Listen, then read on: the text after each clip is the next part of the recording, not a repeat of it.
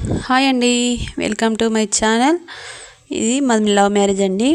Before marriage అయితే ఇలా మేము కాలేజ్లో ఫోటో దిగాము ఇద్దరం కలిసి.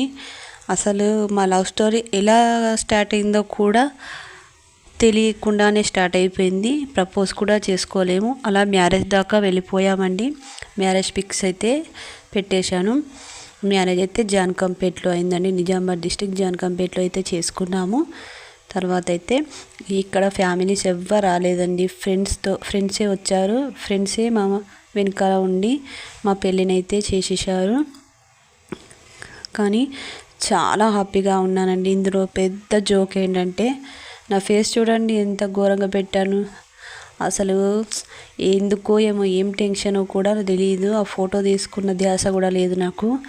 వీళ్ళైతే మా ఫ్రెండ్స్ అండి, దగ్గరుండి పెళ్ళి చేశారు. తర్వాత అయితే ఇది శ్రీమంతం ఫోటో అండి.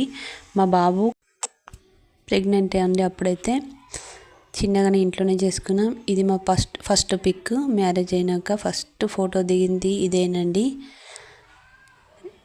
ఈ ఫోటో అయితే మా సార్ జాబ్ రాగానే ఫస్ట్ శారీ కొని తీసుకొచ్చాడండి. నాకు చాలా ఇష్టమైన శారీ, నాకు చాలా చాలా నచ్చిందండి. ఇంట్లోనే శ్రీమంతంకి గాజులు వేస్తున్నానండి. మా ఫ్యామిలీ రాలేదు కాబట్టి ఇంట్లోనే చేసుకున్నాం. బయట పెద్దగా చేసే ప్లానింగ్ ఉండే కానీ నేనే వద్దన్న ఇంట్లోనే చేసుకున్నామండి.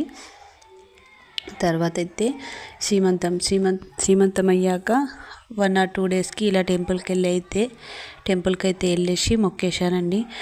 మాకు బాబు పుట్టేశాడు, చాలా బాగుండండి.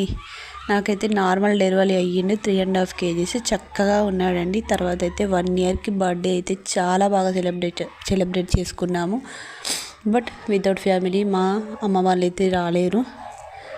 మాకు నెక్స్ట్ పాప పుట్టిందండి. ఇద్దరు పాప అండ్ బాబు కూడా ఇద్దరు చాలా చక్కగా ఉంటారండి. ఇదైతే ఇంట్లోనే చేసుకున్నామండి, బర్త్డే పిక్ అండి. బయట చేసుకుందామంటే ఫుల్ వర్షం కాబట్టి ఇంట్లో చేసుకోవాల్సి వచ్చింది. ఇదైతే మా క్యూట్ ఫ్యామిలీని లైక్ చేయండి, షేర్ చేయండి, సబ్స్క్రైబ్ చేయండి. బాయ్.